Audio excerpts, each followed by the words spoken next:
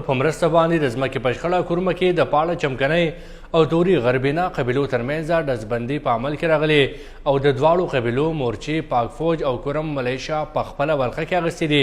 په دې اړه باندې نور تفصیل ګورو د اقبال حسین اقبال په دې رپورټ کې.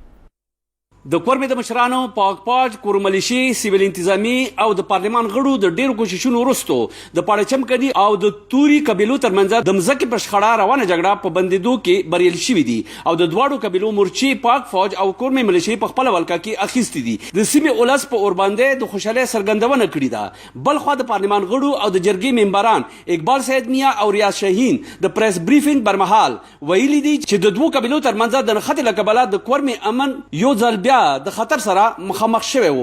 ولې د کورمې ولس د رورولۍ ثبوت ورکړو او نورو سیمو ته د جګړې غځولو مخنیوی وکړو. دوی زیاته کړه چې جنګ جګړې د کشلو حل نه دی او هر یوه مسله د خبرو اترو د لارې حل کیدی شي. د ډزبندۍ په اړه د ریاض شاهین او د اقبال سید میا څه داسې وینا وه. کوشش مو 4-5 ورځې مسلسل جاري وو خو هغه الله تعالی مو نن کامیاب کړو. په دغه کې څنګه نن ډزبندي وشوه، نن ډیره د خوشحالۍ ورځ ده او زه د ټولو کورمیوالو ته دغه دی مبارکي ورکوم چې الله تعالی مو بیا یو هغه غوټي واکینه وساتلو. مو عوام ته پکور دی چې دغه شعور دغه فکر برقرار وساتي. دا یوه خوشاین خبره ده او مسالې چې دي هغه حل طلب په مسالو حل ضروري دی چې زر وشي. دغه مسالې چې دي انشاءالله دې کې به کوشش کوو چې دا زر نه زر دي حل دي په سالي وشي. بل لوري ډي سي کورم شاه فهد وویل چې د خوشحالۍ خبره دا ده چې جرګه د نښتې په بندېدو کې بریالي شوې ده. زموږ جرګې سر ته ورسېدې الحمدلله په باهمي اتفاق سره چې کوم جنګ و هغه په فایربندي وشوله.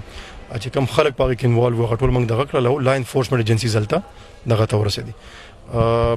زه دا خبره دوباره دوهراول غواړم چې دا د ځمکې یو معامله وه، دا د دوو قومونو درمیان کې وه او زه د میډیا والا نور مشرانو شکرګزار یم چې هغې ته چې کوم د بهر خلکو څه کوشش وشي دی یو د مذهبي یا فرقهوارانه رنګ ورکولو کوشش شروع هغه دوی نیګیټ کړو، د هغې نفي وکړله او یو ښه ریپورټینګ وشو چې د هغې په وجه باندې بهر دنیا ته هم داسې تاثر رانړی. د نښتې له کبله کورمه چې کوم خطر سره مخامخ وه د جرګې د کوششونو په وجې هغه خطره ختمه شوې ده. کیمرامین محمد بسیط سره اقبال حسین اقبال، خیبر نیوز، صدا ضلع